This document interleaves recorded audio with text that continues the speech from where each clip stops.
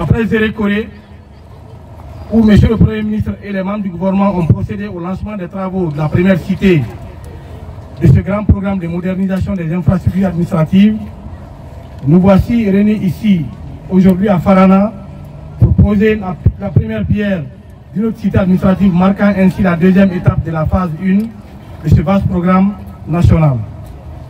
Ce programme de reconstruction ne se limite pas à ériger des nouveaux bâtiments. Il s'agit de redonner vie à une ambition née dès les premières années de notre indépendance. En effet, sous l'impulsion du premier président de la Guinée, Feu Ahmed Sékou Touré, la construction des cités administratives avait été amorcée dans toutes les préfectures du pays pour doter l'administration publique de logements et d'infrastructures modernes. Mais depuis plus de 60 ans, ces cités n'ont pas bénéficié des réhabilitations nécessaires, faisant de nos fonctionnaires affectés à l'intérieur du pays dans des conditions de travail souvent précaires. Aujourd'hui, sous la vision éclairée de son Excellence Mamadi Doumbouya, nous nous engageons à réparer cette injustice historique en reconstruisant ces cités administratives à travers tout le territoire national.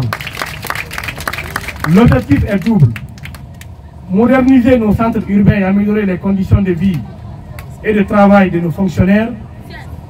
Le programme se décline en deux phases majeures. La phase 1, dont nous lançons aujourd'hui la deuxième cité à Farana, après Zéré Corée, couvre 10 préfectures ciblées pour leurs besoins urgents en infrastructures administratives et résidentielles modernes. La phase 2 concernera 23 autres préfectures dont les processus sont déjà en cours au niveau des différents services de l'État. Chaque cité administrative reconstruite comprendra des logements modernes pour les fonctionnaires affectés à l'intérieur du pays, des infrastructures administratives rénovées,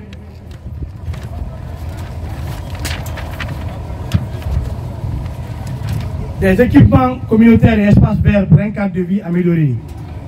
Pour ce qui est de la cité administrative de Farana, dont nous lançons aujourd'hui les travaux, l'objectif est de compléter dans un délai contractuel de 12 mois la construction de 4 bâtiments de type R+3. Ces structures comprendront 32 appartements répartis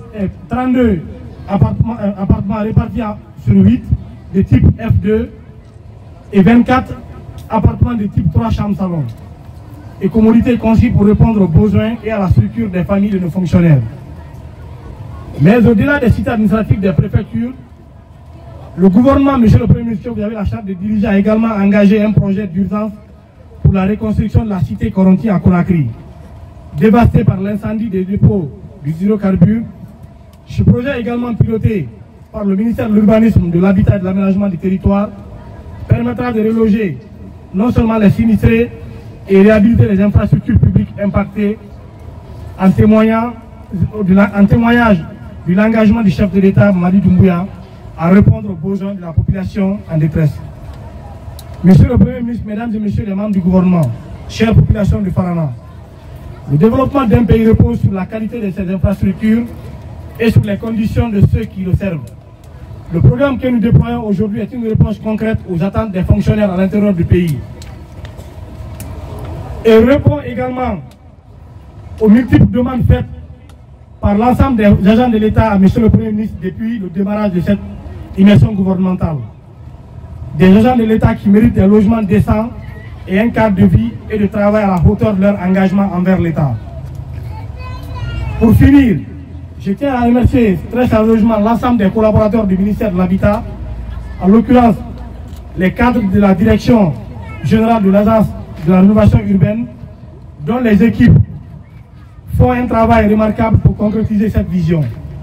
Grâce à leur expertise et leur engagement, nous assurons la mise en œuvre de ces infrastructures dans les délais impartis et selon les standards les plus exigeants. À Farana, berceau d'un pas important de notre histoire nationale, nous posons aujourd'hui la première pierre d'un avenir plus moderne et plus prospère pour nos fonctionnaires, témoins de l'engagement de l'ensemble des membres du gouvernement sous l'impulsion de M. le Premier ministre Amadou Ouriba. Restons mobilisés et continuons ensemble ce travail de reconstruction nationale. Je vous remercie.